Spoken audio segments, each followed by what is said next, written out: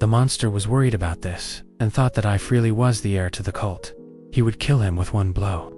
He saw the very powerful energy that he began Tomet, and thought that he was advancing. Is he using mystic arts, or the Ghost King? The protagonist ran up to him very quickly, and swung his fist to punch him. He punched the monster really hard, and he wondered, was that martial arts? With this attack, the Jungi was sent flying back a few meters, and hit his back on a tree. He fell to the ground, and thought that this was the secret art of the Nine Dragon clan, the Storm Dance. The enemy uses martial arts instead of mystical arts. A wide smile appeared on his face. He laughed loudly and said that he is not the cult heir. The cult heir cannot use martial arts, and he is a monster that can destroy a dead swordsman like him with one finger. He doesn't know where he saw the ability of the cult heir. Learning to imitate it, he attacked the monster with his dark energy, but it managed to dodge and screamed loudly in surprise. He looked at this attack in surprise and asked loudly, "Is that a single binding chain?" He thought that this was a weapon created by the clan heir. He looked at it with a shocked look, and wondered, is this really the cult heir? However, how does he use martial arts then? More precisely, how is he still alive? MC looked at him from the side and asked, this puzzled him, didn't it? Is he the person he knows, or not? Don't have time to think about such things. Zhengxi thought with a worried look. He was right. If he continued to drag it out, the Wind of Justice squad, or the girl who screamed loudly would come to his aid. As long as he knew their identities, he couldn't escape. There was a way to silence him. However, if he really was the heir to the cult, Hilton finished his thought, because he asked, he still hadn't moved. Was someone being promoted to the rank of dead swordsman at this time? He means looking at how he carried Garuda around with him everywhere, one can conclude that he wouldn't be able to handle even one person. Maybe he should just go back. He needed some information. But a guy like him definitely wouldn't be trusted with it. This made Jungi very angry, and said loudly that he would make him regret those words, even if it cost him his life. He ran towards him very quickly, and swung his hand to attack him. He was about to grab his hand, and when we asked, he finally decided to move, right? He thought that he see Matobi trying to buy time, by leading them away from the estate. However, this would only hinder him if that idiot got scared, and decided to run away. He needed to try everything he couldn't use in the fight with Quinn. He slammed his back into the wall, really hard, and said that he got too carried away, and now he needed to deal with the corpse. At least his talk reminded him of the cult heir. Unexpectedly, for him the protagonist grabbed his hand, and said that Heffenly felt relieved now. He pulled his hand away from him, and said that if he didn't want to rest, he should have at least moved further away, after using the return talisman. How was he going to deal with his corpse with such attacks? Jangi became worried about this, and wondered, was this really the culter's evil ghost battle robe? He pulled Hishand back, and said loudly that this was simply impossible. He tried to attack him from different directions, but couldn't injure him, and thought that he had strengthened his attacks by loading up on demonic essence. But still, it had an effect on him. He looked at him with a calm expression, and said that, even turning him into a corpse with suck attacks would take him a year. The monster became very angry about this, and insulted him loudly, and swung his arm to hit him again. He threw a strong punch, but MC stopped him with his hand, and said that the battle robe's durabilititis was complete. It was time to test it out. He delivered a very strong punch to his body, and sent him flying very far. The Jungi survived this attack, and thought that this blow confirmed his thought, he was weaker than him. These blows would not cause him fatal wounds. He would be able to defeat him when the evil ghost battle robe disappeared. And the mystic energy was exhausted. He ran up to him very quickly, and asked, what kind of laughter was that? Was hellowing because his attacks were weaker than he expected. Did he hope to defeat him when the battle robe dissipated? You should listen to him. He came here knowing that he was a junkie from White Bone Ghost Valley. Did he really think that he was not prepared for this? Does the brain also decompose when turning into a Zhengxi? The monster looked at him with a serious expression, and said loudly that he was only so pompous because he was wearing the evil ghost battle robe. He should show him what he was capable of in a fight against him. He started to try to hit him with his fist, and said loudly, before he runs out of mystical energy to maintain his attire. He tried to hit him, but head disappeared, and the monster immediately realized that it was an illusion art. We appeared behind him and kicked him hard in the head. The monster tried to attack him and said loudly that he was as agile as a rat. He looked at him and thought that this attack didn't cause a deep wound either. It seemed that he couldn't break through the dead swordsman's defense now. He would have a lot of work to do. However, unfortunately, it was time to end. He started to emit strong energy, and Zhang Jiaist loudly. He still hasn't figured it out. His attacks were useless against him. He gave a strong punch and ran behind him. He turned around to face him abruptly and said loudly that it tickled. Unlike his battle attire, his booty wouldn't wear out. He had to keep attacking him, and it wouldn't be long before he got his comeuppance. The protagonist stood calmly with his back to him and said that he was worried that if he dodged all the attacks, it would rag on. However, he tried his best to get it all to hit him. He still thought that the brain does not decompose during transformation. Zhongxi looked at him with a smile and said that he must have gone crazy being cornered. He would see how long he could move his mouth. At that moment, blood suddenly came out of his mouth. He was surprised by this and asked, "Are these symptoms of poisoning?" However, how could he poison him? He looked at him and said that normal poison wouldn't have worked. He looked at the energy from the poison emanating from his body with a shocked look and asked loudly, "Is this really the poison of lost souls?" MC looked at him and said that since he took all the hits with his naked body, he made sure to hit every part of him. He should enjoy it. Jiangxi swung his fist and asked loudly, "The lost souls dared to try to eat his body. They should stop touching him." He released a powerful wave of energy, and the ghosts around him disappeared. However, this caused him to run out of strength, and he fell to the ground. Hugh walked up to him, and the monster said that he just had to answer his last question. He was the heir to the cult, right? He sat down next to him and said that he would not die here. He took out a chain made of his energy, and Zheng Yi asked, with a worried look, what was he planning? His battle form, made of energy, began to disappear, and he told elders that he had to go. They should train the newbie properly, so that he would listen to him.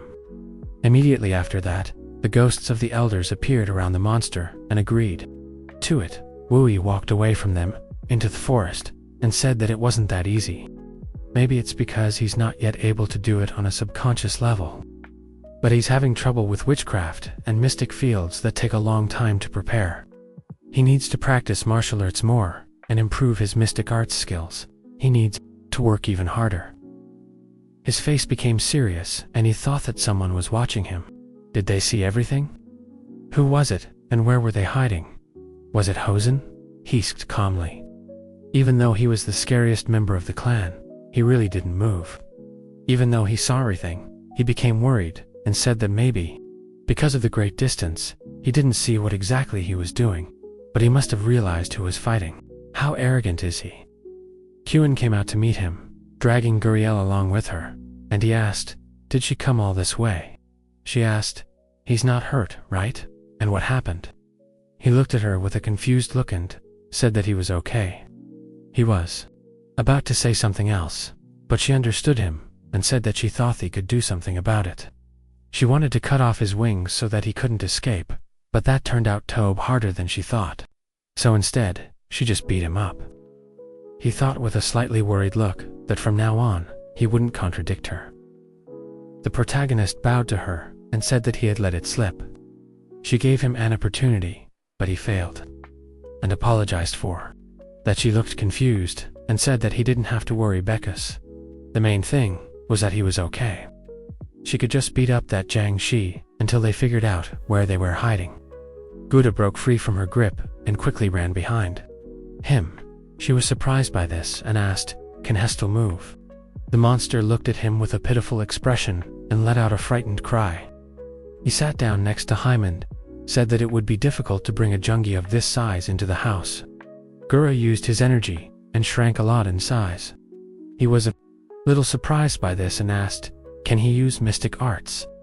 Something strange caught his attention, and he said that he would keep it in the white pavilion. She must be tired. They need to rest for a while. Hyun was thinking about everything that was happening, but she still smiled and said that he was right. The intruder was finished, so it was time for her to go. She turned away from him and began to leave with a serious expression. After a while, the MC in his room asked, "So his master is the cursed white bone mentor?" The ghost Jungi kneeled in front of him, agreed, and said that it was him. He said in a calm voice that it had been a long time since he had seen this old man. He raised his head and said that he must be familiar with the white bone mentor. He agreed with this, and thought that this old man had taught him the art of death, and he had mastered it in just a month. Anyway, besides him, there is the blue bone merchant, the red bone horror, and the green bone indestructible. The four from the black bone ghost valley are near the Nine Dragon County, and are plotting something. The four elders from the black bone ghost valley are near the Nine Dragon County. There is only one reason they would show interest at such a time. The grand welcome of the Dark Overlord, Moonhawk. The Dark Overlord, Endon, of the greatest martial artists, led the new special squad. In the opinion of the divine cult, they can't just watch as Sichuan's defense is strengthened. Usually, they would plant traitors in the squad or try to thin their numbers. But they wouldn't need the elders from Blackbone Ghost Valley if they just wanted to weaken the squad, especially considering that Sanan, the mistress of the Nine Dragon clan, also belongs to the Namong clan and is related to it. They are plotting something much bigger. A group of barrier breakers that controls the heavenly demon cult, a community. If they have the cult's secret support, plans that would have seemed crazy before May suddenly become feasible. This was a laughable act in the past, he asked with a serious expression. Are they trying to assassinate the Dark Overlord? The ghosts asked the foolish Jungshi loudly, with dissatisfied expressions. Does he really think that if for elders from Blackbone Ghost Valley can defeat the Dark Overlord, even the 9 demon ancestors couldn't? The Dark Overlord, one of the greatest martial artists, when we asked with a dissatisfied look, so, these guys are scouts, right?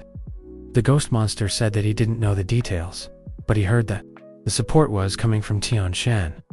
He was surprised by this, and wondered, aren't they from the community? He called him Nember, and the Jiangshi immediately responded to it. He asked if he knew anything about the community. He weirdly said that he was too stupid to understand what kind of community he was talking about. He said with a thoughtful expressions that it was good that he didn't know about it. He thought that the dead swordsman from the Blackbone Ghost Valley didn't seem to know about it. In order to get more information about the community, he needed to capture that old freak, the damned Whitebone mentor. The problem was that with his current strength, he couldn't even break through his magic barrier, let alone defeat him. He stood up and said that, other than that, this was all he could get out of Number. Suddenly, Gong burst into his room and loudly asked the young master if he was okay. The clan leader ordered him to bring him to him, but what happened in their courtyard? He didn't understand what he meant, and the ghost said that he see Meto be talking about the traces left after his fight with his sister. The protagonist said that he should come. He would explain everything on the way. He thought that with the help of the Wind of Justice, Squad and him, everything would be much easier. However, there is a bigger problem. He must start from how much this Persong knows, and what his next move will be. He came to the clan leader of the 9 dragons, gave his name, and said that he was greeting the clan leader from the White Pavilion. Busan looked at him and asked if he understood why he kept his distance in public places like the training grounds, but he spoke formally, even in private. He apologized and said that it had been a long time since they had spoken in private. Gong was very surprised by this and quietly asked, "Ish, crazy?" They barely gained his favor, but he decided to ruin it all himself. Mick turned to him with a smirk and quietly asked. So his mentor was praising him. He became angry at this and quietly asked, how can he joke about such a thing? He calmly said that he should continue to just observe. He turned around and said that if he was going to reward him for defeating the enemy infiltrating the 9 Dragon Pavilion, shouldn't it be treated as a public matter? Thought that he didn't call him over to talk like a father and son. They were both testing how Mukak of them knew about the situation. Hosen said that he seemed to understand why he called him. He said with a serious expression that he looked like he had figured out the identity of the attacker and how exactly his wife was related to him. He listened to him, and it was primarily due to the arrival of the clan patriarch. We looked at him with a serious expression, and thought that as expected he knew about the assassination plan. He said with a serious expression that judging by his reaction he must have already realized it. He had heard that he had changed, but this was too much. His inner energy, his resourcefulness, his vision of the situation. This was not a level that could be achieved in a few years. He had been waiting for his opportunity in this deep pit. He never thought that he had been deceived by him for so long. His violence was truly befitting of the Tan clan. He bowed to him, and said that he was grateful for his praise. He thought that it sounded like an insult, but in fact, it was the best compliment one could receive in the Tan clan. Hosen looked at him with a very serious expression, and said that then he should not cross the line. He raised his head, and was about to ask something about it. But he interrupted him, and said that he would not interfere in their disputes with Seong, but he should not touch those behind her. The protagonist, he lets his son fight his wife to the last, but wants to leave the divine cult. What is this snake planning? He agreed to it, and thought that it would be difficult to strike the white bone at once. Hosen passed by, said that he told him everything he wanted, so he can go back to his place. He turned to him, and said that before leaving, he should reward him for defeating the intruder. He turned to him abruptly when he heard this, and Asketos he want a reward. Since he was trying so hard to get it, it must be something he couldn't get on his own. Heckled tell him what he wanted. MC said with a calm expression that he wanted to train in the monster forest. He thought that in the special environment of that forest, teeming with poisonous insects and mystical beasts, he would have a way to quickly restore his mystical power to the level of his past life. Hosen said with a calm expression that only Theklan Patriarch could give him permission. He could only ask him for it when they met, but he wouldn't promise anything. He stood quietly by his side, and said that he understood that. He was a little dissatisfied with his unthought, that it seemed like it was out of the question for now. Took out a small butterfly from his inside pocket, and asked him, in return, would he like Totri taking it.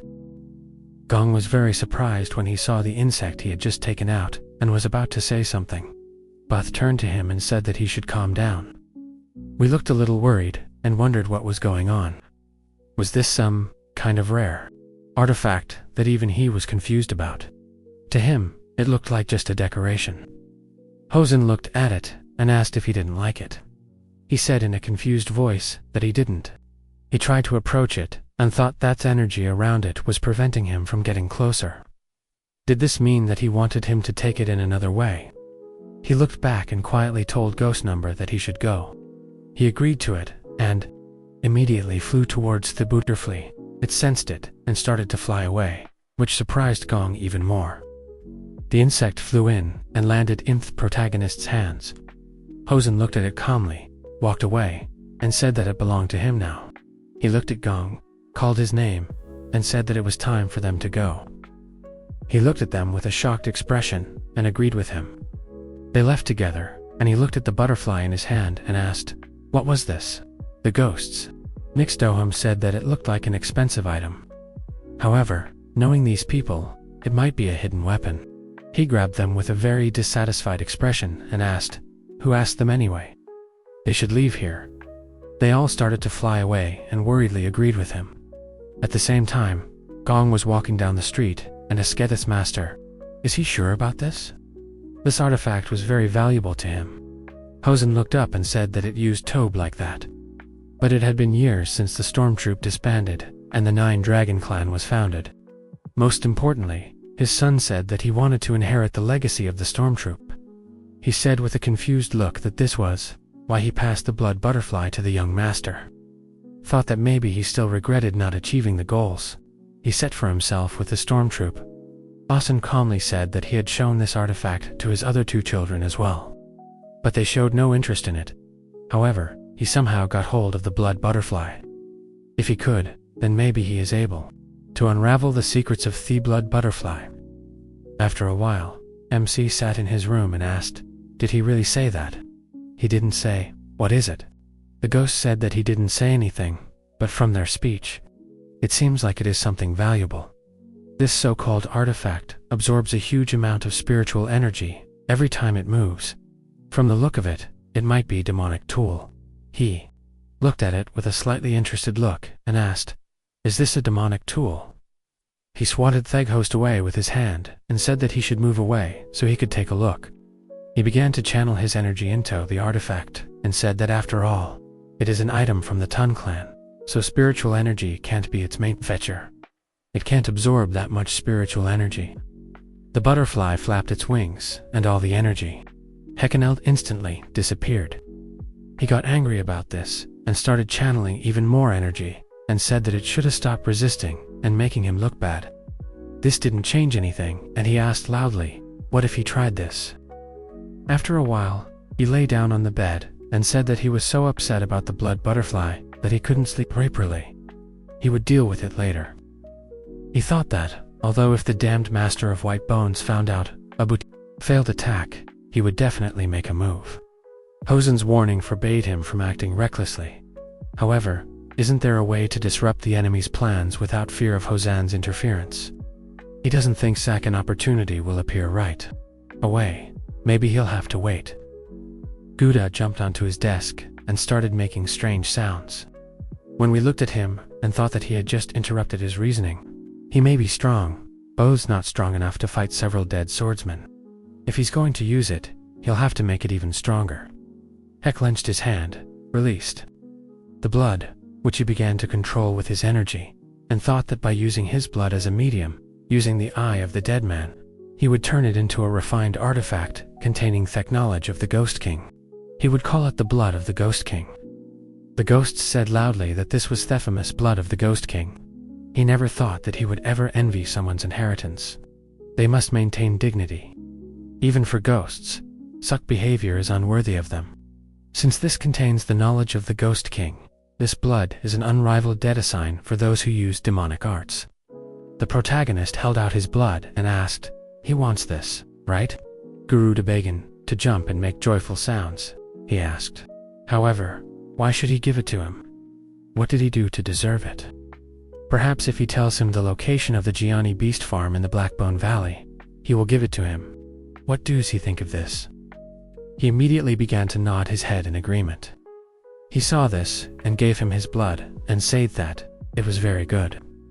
As soon as he swallowed the blood and his body was filled with very strong energy, his appearance began to change, and the ghost said loudly in surprise that this was incredible. He was reborn. This musteb, a mythical bird that announces the advent of the demonic army. MC looked at him and asked, with a small smile, "How does it feel to be reborn? It looks like he will be more useful than a spider now." The soul of one of the elder sappered in Gudyo's body, which surprised him very much. The ghosts looked at him in surprise at Wuthapend and asked, "Isn't he Elder Wong? Wasn't his soul destroyed?" He turned around and asked the heir of Thekelt, in surprise, why did he bring him back? He raised his hand and said that there were 3 reasons. First, it is Airward for his loyalty. Most of his subordinates cursed his name when they were on the verge of death, but he distinguished himself. This also Tessiento, the second reason. He still clings to the hope that he will protect his daughter. He doesn't even know her name here. Facey said with a smile that he has to find her himself with his own strength. Finally, the third reason is simple. Ghosts are easier to control than idiots. The elder looked at him and thought that he could leave the third reason unspoken. He said that it seems like he will finally get rid of his chains. But now he realizes that he wouldn't be able to escape from it. He remembered the past and thought that after he lost his wife, his daughter wastes only reason for living. She is his treasure. So since Chen Hoshin kidnapped his daughter, he was already dead. He betrayed the cult leader and the cult heir for her, but was still unable to protect her. Who would have thought Thath would get another chance? Wong said, with a serious expression that he swears allegiance to him. He will devote his soul to his cause, and his fate is now in his hands. He will follow his orders without hesitation. When we looked at him and asked, he retained his memories, right? Does he remember where the farm is? He started emitting energy with a serious look, and said that if he gave the order, he would fly there right now and tear them apart with his new claws and beak. He extended his hand with a serious look and said that he must destroy the farm and show the traitorish superiority of the divine cult. He agreed to this, and immediately flew out the window.